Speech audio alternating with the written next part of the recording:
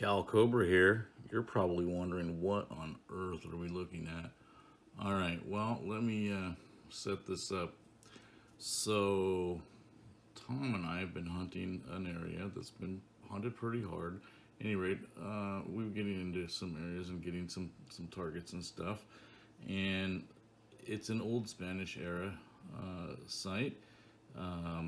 And yesterday I hunted and got this awesome. So I got that awesome Phoenix button that I just showed you in the picture, and as it turns out to be quite a rare one, a variety type of rarity.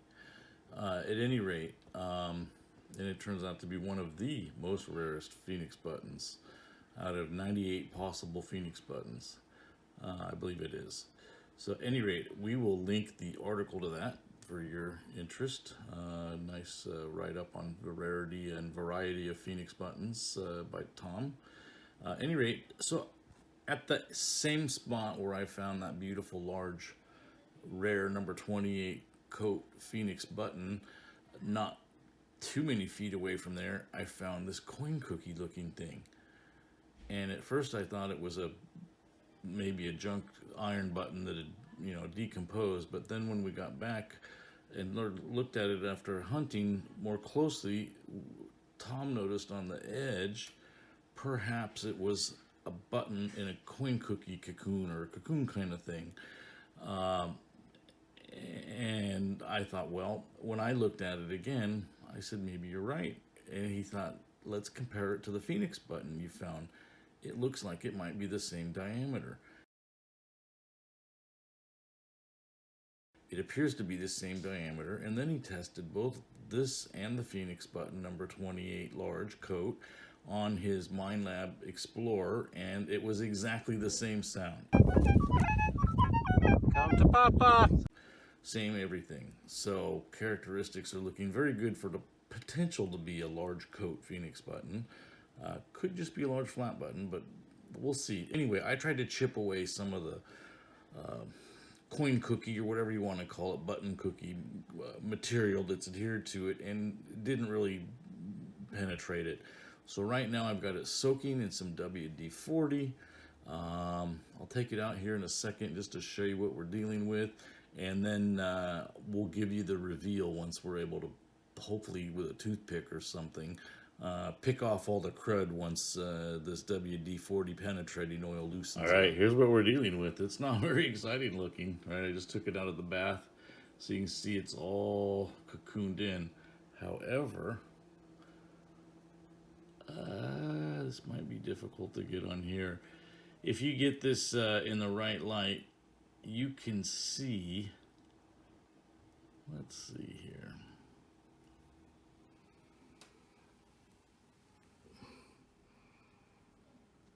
You can see the edge right there.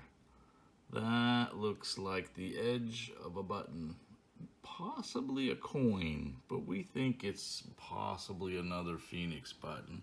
So at any rate, I'm gonna put this back in the bath, and we're gonna see if that is able to break up the button coin cookie stuff on the outside, and then we'll do the reveal and everybody can see what it is. All right, ladies and gentlemen, here is the button or possibly even coin cookie that we looked at yesterday that was soaking in the WD-40, and I let it soak overnight, and we're gonna go ahead and see if I can chip off any of that crust on the outside.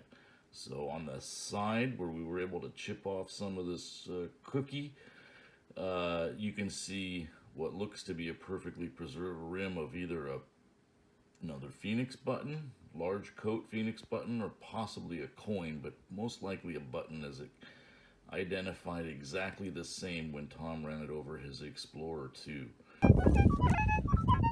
Come to Papa!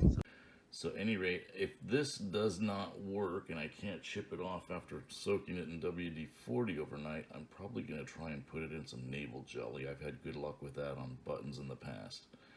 So, alright, I will let you know if we have any success. If there was no success, then I'll probably just go straight to putting it in the Naval Jelly, and we'll see how that works.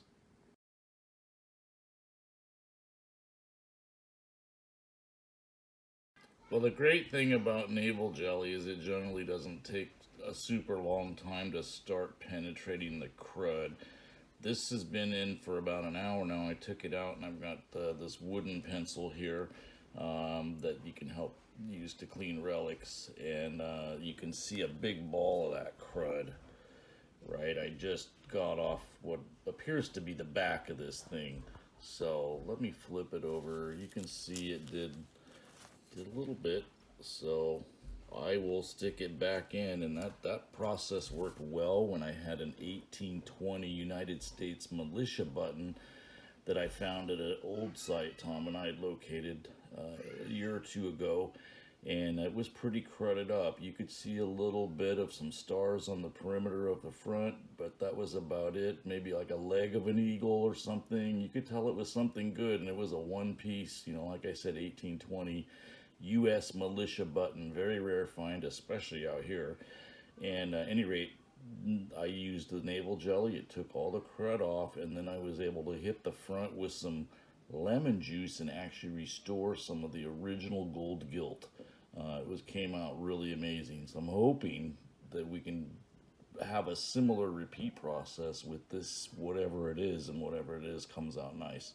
So at any rate, back in the Naval Jelly, and we'll be back with the next step.